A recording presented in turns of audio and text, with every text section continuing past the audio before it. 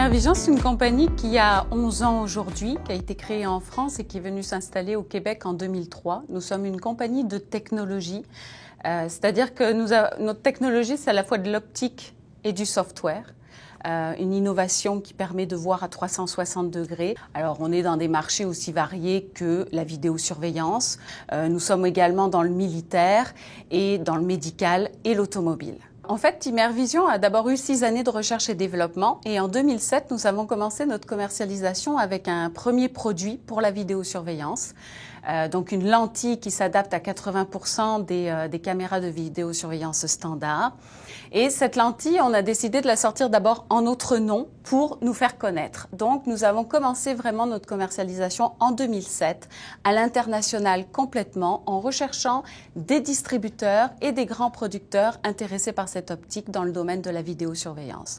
Alors ça nous amène à rencontrer toutes les grosses compagnies comme Sony, Panasonic, Samsung, les gros producteurs de ce monde.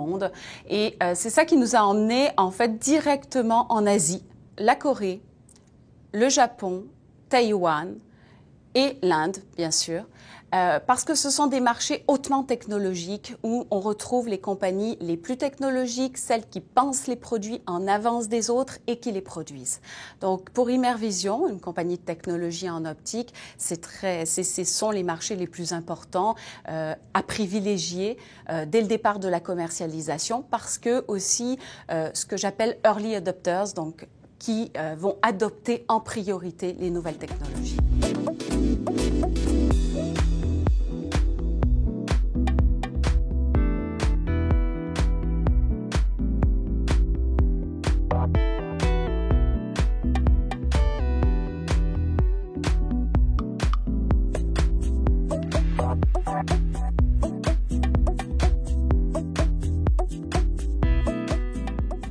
Les bureaux à l'étranger du Québec nous ont énormément aidés dans notre commercialisation et nous aident encore. D'abord parce que chacun de ces bureaux a à l'intérieur donc des professionnels qui sont des professionnels avec une expérience vraiment d'affaires dans différents domaines. Nous, bien sûr, on fait affaire avec les personnes qui ont une expérience en technologie et viennent apporter une expérience que nous, on n'a pas. Donc, une expérience de culture, de mœurs, de ces entreprises que l'on cible d'un point de vue commercial. Donc, ils nous accompagnent auprès de ces entreprises. Ils nous aident à comprendre un petit peu qui sont ces entreprises que l'on a ciblées et avec qui on veut signer une entente. Et ils nous aident aussi à comprendre comment on peut y arriver, comment elles fonctionnent. Certains nous ont même aidés dans la négociation pour être sûr que justement, culturellement, on arrive à bien se faire comprendre de ces entreprises.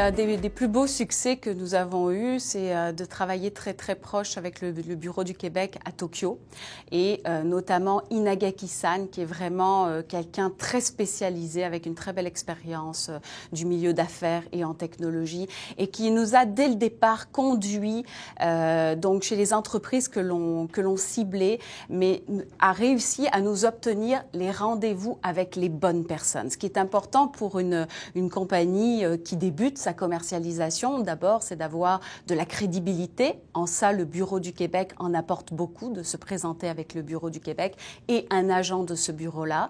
Et deuxièmement, de se présenter avec quelqu'un qui a un background dans la technologie, dans le milieu d'affaires et qui arrive à parler dans la langue du pays aux bonnes personnes. Ça nous a permis tout de suite de rencontrer justement les vice-présidents au bon niveau des entreprises, donc d'aller tout de suite à un niveau assez élevé de l'entreprise pour commencer des négociations.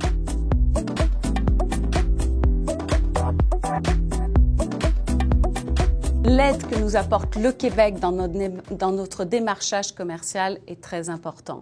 Et je conseille d'ailleurs aux entreprises qui hésitent encore à se commercialiser à l'international de profiter de cette aide pour le faire, tout simplement.